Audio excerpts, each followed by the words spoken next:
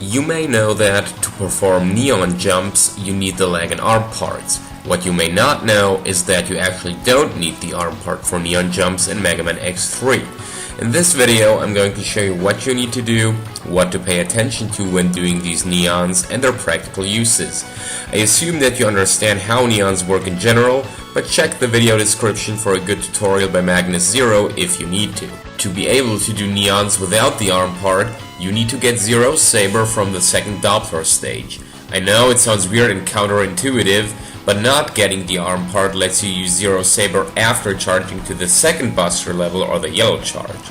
This means you can eliminate a lot of startup time by skipping 2 charge levels and not needing to fire 2 shots, but just 1 before activating the Saber. Anyway, once you got the Saber and the lag part, you can theoretically perform neon jumps, at least the press variant, if you use Magnus Zero Storm for them. The first part is identical to the usual procedure.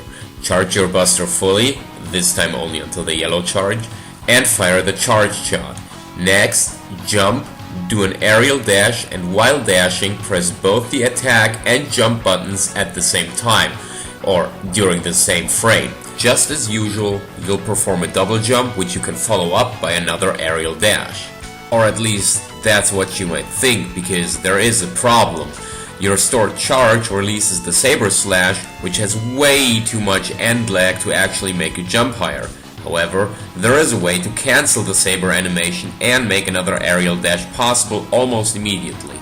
During the Saber animation, switch to a different weapon to make the Saber Slash end, and then perform the aerial dash right after. The timing may seem quite strict at the beginning. Luckily, there is an easy way if you're struggling.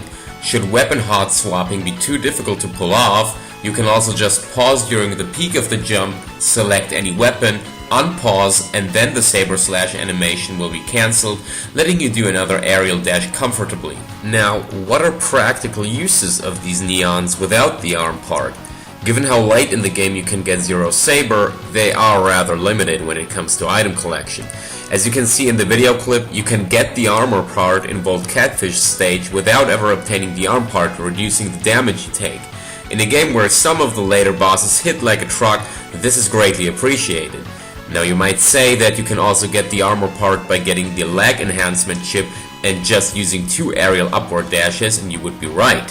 However, by using these neons here, there is no need for the lag enhancement chip, meaning you can get the chip for the body part and further improve X's defenses. I know it's a very niche use, but it gives you some more customization options and makes the enhancement chip system a tiny bit more relevant, since you have a situation where the gold armor is not an option and you actually need to decide between mobility or defense. One final thing I'd like to mention is that I don't know if release neon jumps or double neons are possible without the arm part. Those are the neon jumps initiated when firing the first charge shot. Since I'm using the Legacy Collection on Switch, my input lag is too big to test it reliably, but my guess would be that release or double neons don't work, as charging up to the yellow charge does not store another charge. You only get the green Saber charge aura after releasing the shot, not before. That's just my guess though. If you know more, let me know in the comments. Alright, that's pretty much it. I hope you've learned something today and that you can use it to maybe diversify your item game in X3 a bit more and have an even more interesting run in the future.